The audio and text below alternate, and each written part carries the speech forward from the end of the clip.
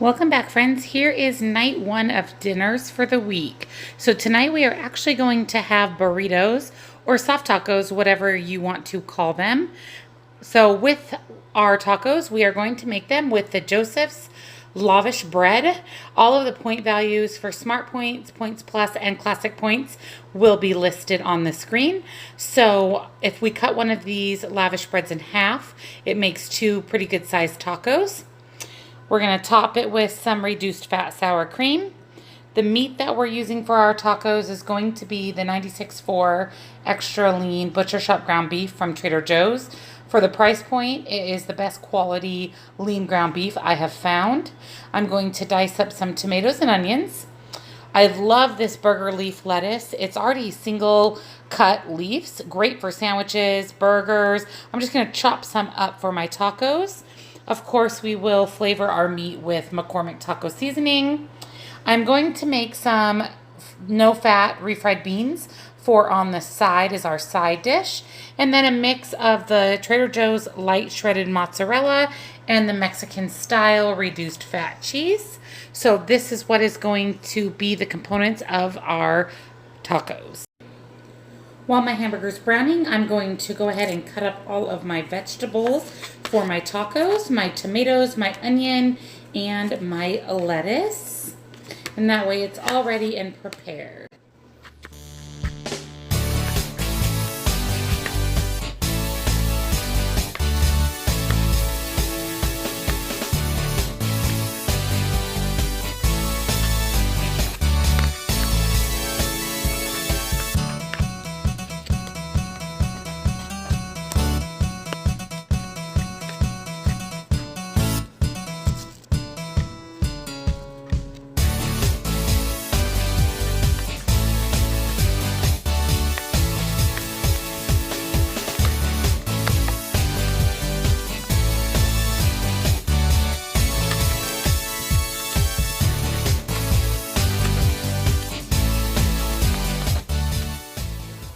So the first thing I have to do, obviously, is cook my meat. I don't add any seasoning or anything to the ground beef because the taco seasoning is plenty of flavor. So I'm just going to brown my hamburger before I drain it and add my taco seasoning. So this just takes a few minutes. I usually have it on a fairly low heat. Just so it allows me time to prepare the rest of my taco ingredients. Chop up my tomato and onion and the other parts of my tacos. All right, my hamburger is cooked. So I'm going to add a little bit of water and taco seasoning. And some taco seasoning.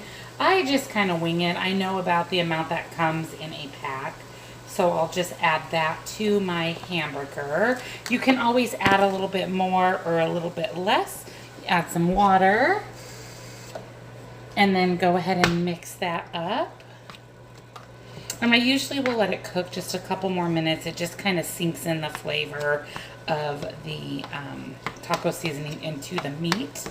So we'll let this cook a couple more minutes while I prepare my taco shells. So smells amazing. I wish you guys had smell-o-vision so you can smell how amazing this smells.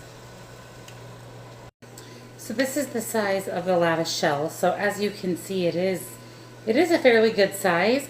I'm basically going to just fold this in half and then just run a knife down it and cut it in half, and that will make two really good sized taco shells.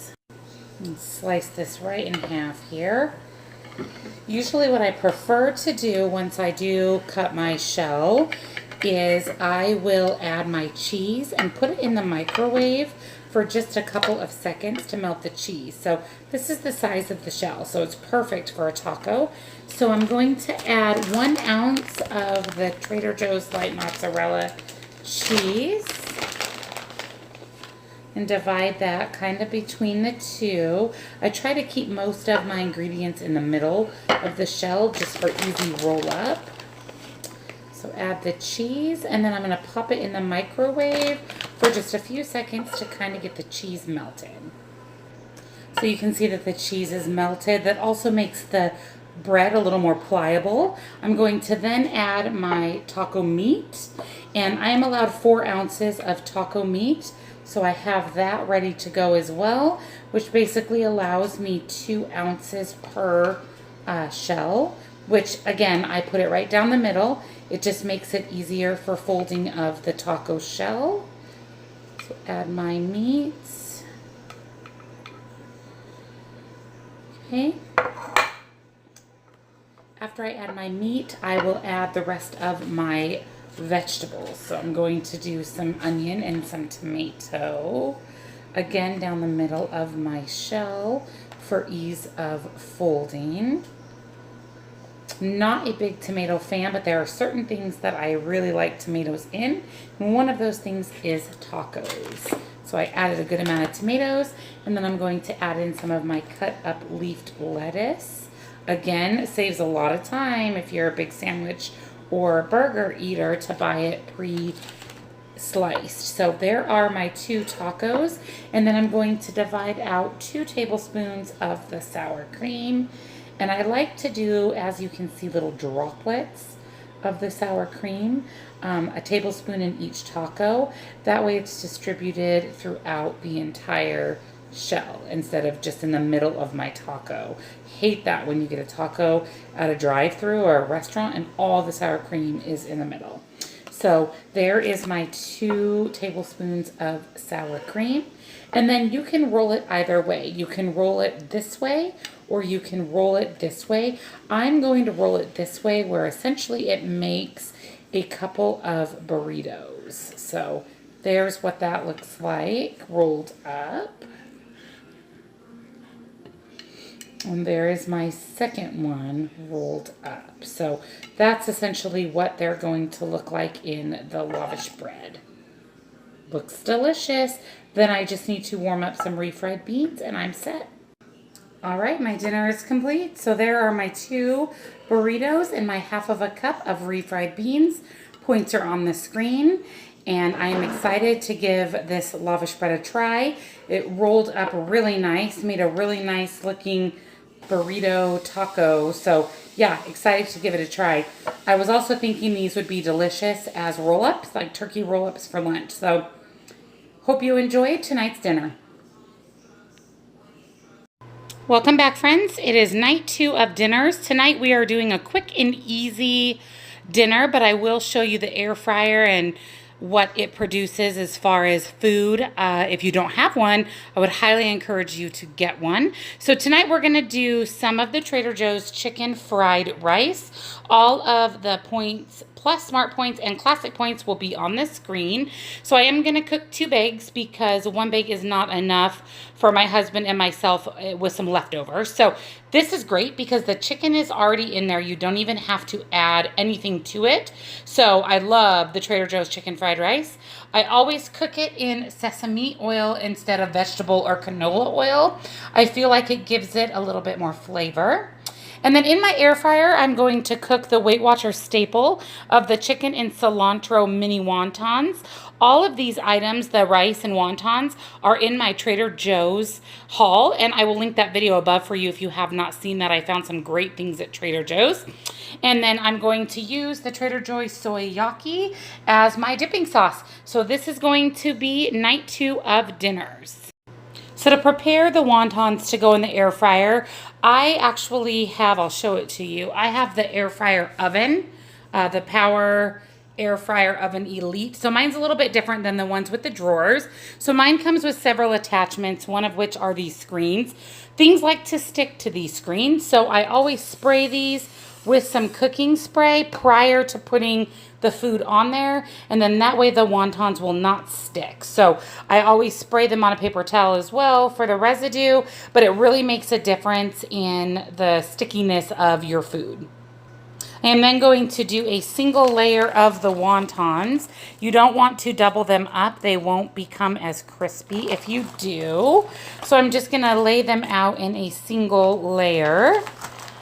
I don't know that I'll use both trays, probably will. I am going to have 16 of these. These fall within my points. Again, the points were on the screen per serving, which is 4. So you would just want to re-add additional points if you have more than the 4. So here are all of the wontons. So I guess 1 tray will be good. And then I always will spray these out as well with some cooking spray. It just helps crisp them up with a golden brown color a little bit better. So those are ready to go in the fryer. All right, let's get these in the air fryer. So I like to put in my particular fryer at the very top. That's the level that I feel that they get the crispiest. So we'll go ahead and shut that. It automatically turns it on. Of course, everything is digital. So I'm going to set these for 400. And they should be good to go. You can select one of these options. I just, for these 400, 15 minutes is a good start. I can always add more time if needed. Moving on to the chicken fried rice. So here is my sesame oil. Since I'm cooking 2 bags, I need a rather large pan. So instead of 1 tablespoon, I am going to do 2. I usually will do 1 tablespoon per bag of the chicken fried rice. And once that warms up, I will go ahead and add in my rice. And it only takes 10-15 minutes to cook, so it should come out about the same time as the wonton. All right, so my oil is hot. Let's go ahead and put in the 2 bags of chicken fried rice. As you can see, it has everything you would ever need as far as fried rice goes already in the bag. So it really truly is a quick, amazing dinner. I will initially stir this up to mix up that oil a little bit because it's all on the bottom, obviously. So I want to have it kind of mixed in all of the rice. And then I'm going to let this cook for a while. And at the end, I will throw the lid on. It does kind of help steam the last little bit of rice and crisp it up a little bit. Look at that. That huge green onion. Crazy. So anyways, I'm going to let this simmer for a little while and I will show you the end result. Here is how the wontons come out of the air fryer. Amazing. They're so crispy. They look like they were fried in a deep fryer, but save all those calories and fat. So here are the mini cilantro wontons. This is the entire bag. And here, my friends, is the finished cooked chicken fried rice. I am going to have 1 cup cooked, which equals the points value listed on the first screen. I'll list them again here for you. But 1 cup cooked is 1 1/3 cup frozen. So that is going to be my serving. And here is dinner. So I have 16 of the mini cilantro wontons, my 1 cup cooked. I did do a little over a cup for a couple of extra points. My tablespoon of soyaki, and then I also have these liquid aminos, which is similar to soy sauce, to spray on my rice, which is 0 points, so it doesn't add any point value. But all of this for such a low point is amazing. So let's eat. Welcome back, friends, to my 5 dinners. Tonight we are going to have a 1-pot alfredo pasta with peas and bacon. So in it, it's very easy. We've had it before. My husband loved it. Super easy to make. It's literally all done in the same pot. So what could be better than that? And what is in the recipe is bacon, 10 slices of bacon. I am going to use the fully cooked just because it's easier on a night like tonight. I just got home from the gym and it's almost 5 o'clock already. So I'm going to go ahead and use my fully cooked bacon. It calls for frozen peas, Parmesan cheese, some sort of pasta, 8 ounces. I will just measure this out on my food scale. Free-range chicken broth, fat-free, half and half. That's what makes the Alfredo. Minced garlic, salt, and pepper. And then on the side, we are going to try this Bird's Eye Ranch cauliflower. I've actually never had it before, so we're going to give that a try as our vegetable. So this is going to be our 1-pot Alfredo with peas and bacon. So the first thing that goes in the pot is your bacon. So if you were going to use uncooked bacon, you would want to chop it up and fry it in the pan. But since I am going to use the already pre-cooked bacon, I'm basically just going to break it into small pieces and add it to my pan. I will let that fry for just a couple of minutes, and that will crisp it up a little bit as if I would have cooked it from the fresh bacon state into my pan. So that is the first step in the process. All right, so my bacon's in the pan. I'm going to get that frying till it gets crispy. And in the bacon, I'm also going to add my garlic. I never measure out my garlic. I figure it's not a big deal if there is a little bit more or less than the recipe calls for. So I'm basically just going to do 2 good-sized scoops of garlic. And I'm going to cook this up until the bacon is crispy and the garlic is fragrant. All right, my bacon is crisping up. Now, if you were cooking your bacon raw, you would obviously want to drain the grease. The next step is to add your pasta. So here is my pasta. I did measure out 8 ounces on my food scale, and you do add your pasta dry to the dish. And then you're going to add 1 cup of water. So I've got my 1 cup of water. And then you are going to add 1.5 cups of, you can see that very well, of chicken broth. So I'm going to add in my chicken broth. I often will use low sodium. I can't really tell the difference, and I figure that it's good to try to save on that extra sodium. So there is 1 cup and an additional 1/2 cup. So 1.5 cups of chicken broth. And then you're going to add your salt, and I'm going to use the Trader Joe's sea salt. So I'm going to add in some salt. And again, I don't usually measure my salt and pepper either. It is typically to taste. And then my Costco pepper.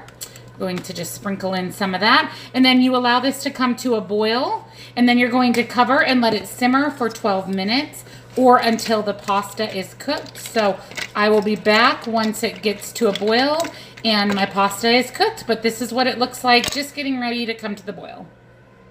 All right, so it is boiling, as you can see. I'm going to give it a quick stir, and then I'm going to go ahead and put my lid on, and I'm going to let this cook for about 12 minutes or until the pasta is done, and I'll be back to show you the rest of the dish.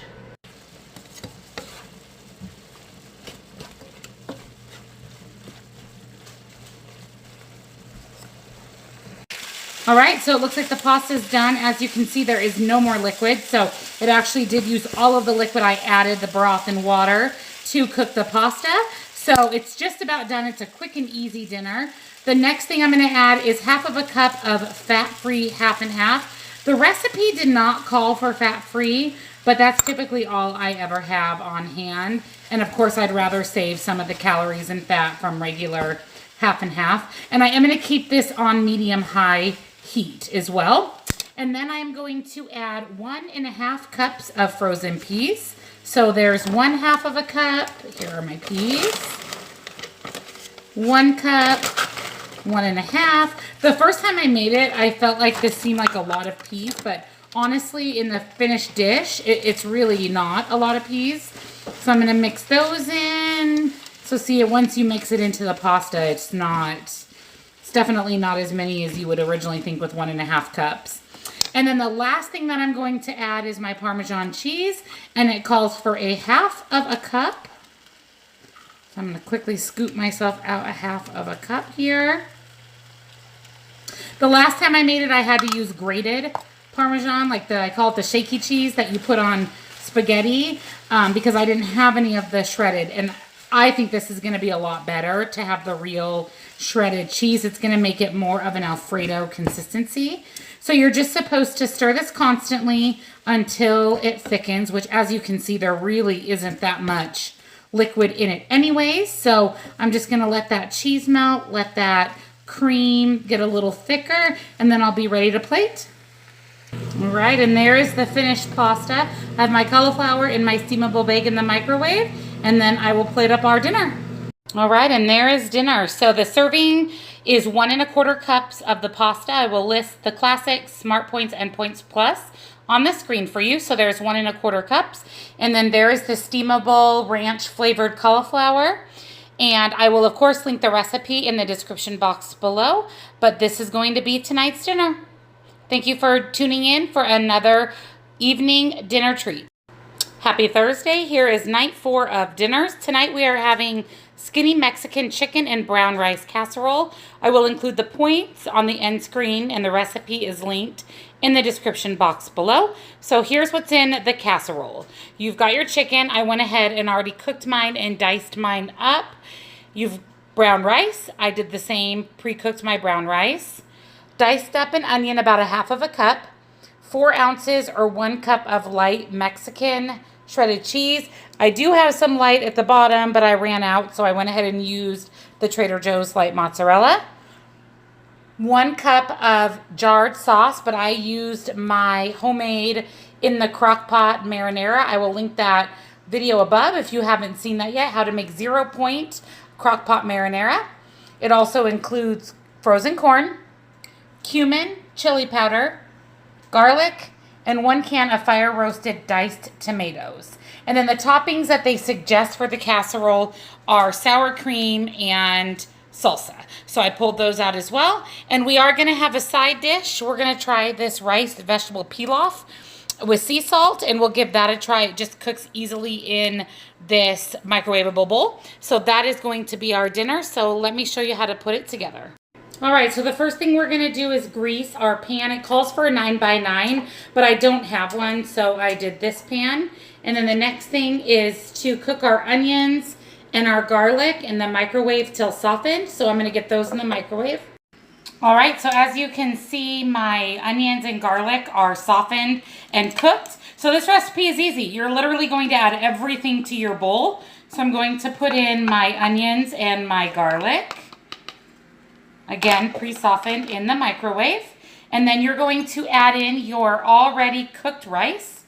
So this is 1 cup of rice with 2 cups of water to prepare it in the pan. I know you can do this in your Instapot, but I just went ahead and cooked it in a pan, which I agree is a little bit of a pain, but I ended up just doing that for tonight's dinner.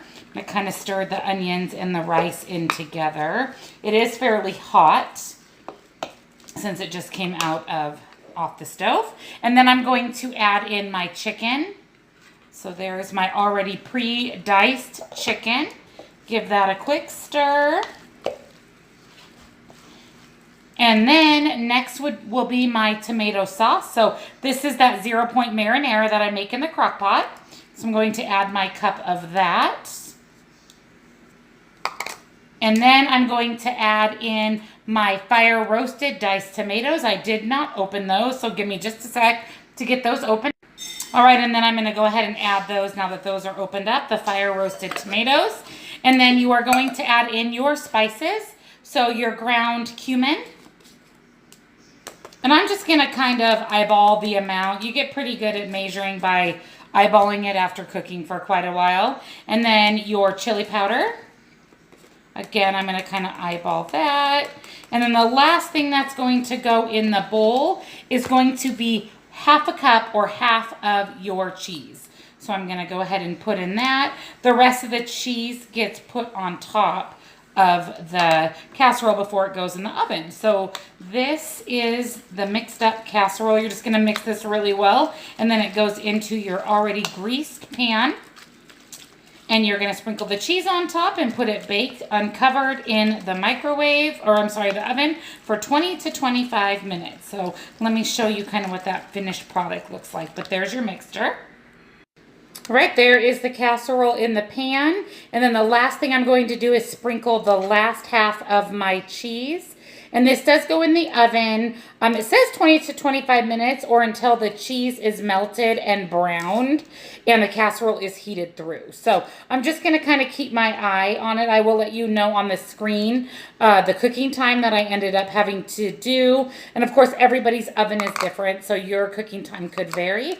But there it is. It looks delicious. So I'll get it in the oven and I'll be back with the finished product. So I realized after I put it in the oven that I didn't add my corn into my mixture. So don't make my same mistake and make sure you stir in your corn. So I just went ahead and added it to the top of my casserole. It is frozen pre-cooked corn, so I think it'll cook pretty good. So hopefully that works out. But yeah, don't forget your corn. All right, and here's the finished casserole out of the oven. I'm going to let it sit for just a few minutes before I slice into it. And I will show you my completed plate with my Alexia rice vegetables. All right, and here is dinner. So this is 1/6 of the casserole and 1 cup of the riced veggies. I will list the points here on the screen. And again, the recipe is down in the description box. So hope you enjoyed tonight's dinner. Welcome back for night 5 of dinners. Tonight I am making Cowboy's meal, and this is from the skinnydish.com. I will be posting the recipe in the description box below. I am not using cilantro or cayenne pepper. Both of those items are called for in the recipe, but my husband doesn't like either. So here's what's in this. It's super easy, all-in-one skillet dinner. So we've got some onion powder, chili powder, and garlic powder, some sea salt, some oregano, some cumin, some paprika. It calls for vegetable oil, but I'm going to use olive oil. I don't even have vegetable oil.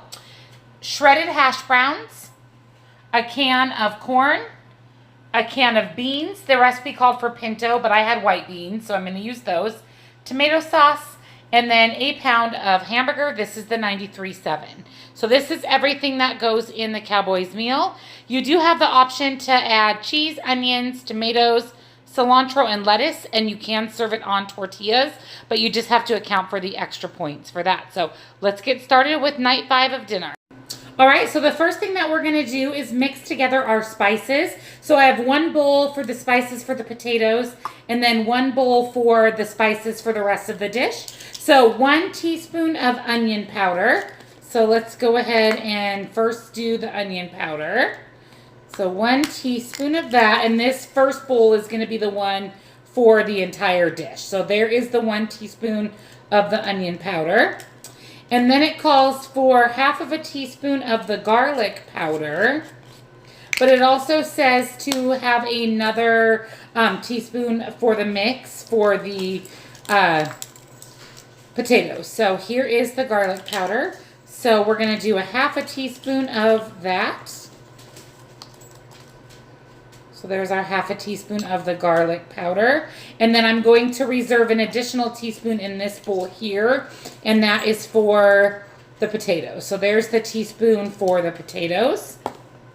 The next one is 2 teaspoons of chili powder. So here's the chili powder. We're going to do 2 teaspoons of that. And that, of course, is in this bowl.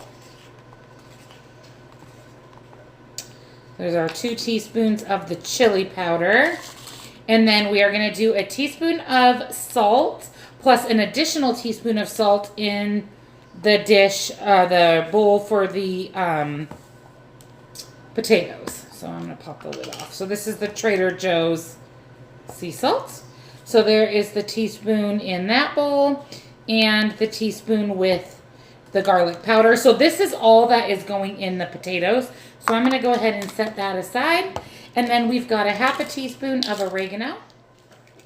So here is the Trader Joe's oregano. And by the way, if you have a Trader Joe's in your area, it truly is the best price for seasoning. So by far, compared to the grocery store, Trader Joe's prices are way better.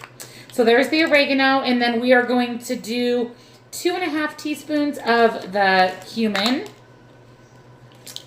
So there is,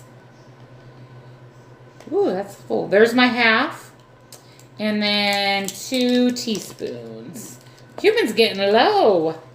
I'm going to have to pick up another container. I use this a lot. I make a lot of my own taco seasoning, which calls for cumin. So I do use that a lot. And then I am going to do half of a teaspoon of the paprika, and I am skipping the call here for a 1/4 teaspoon of the cayenne. So my husband does not like spicy at all. So there is half of a teaspoon of the smoked paprika. So here is all the seasonings that are going in the main portion of the dish. And then here is my garlic powder and salt for the potatoes.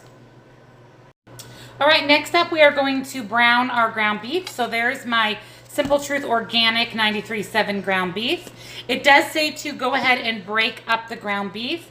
And then we are going to add that original spice mixture with all the spices to this once the beef is browned. So I will be back when my hamburger is brown.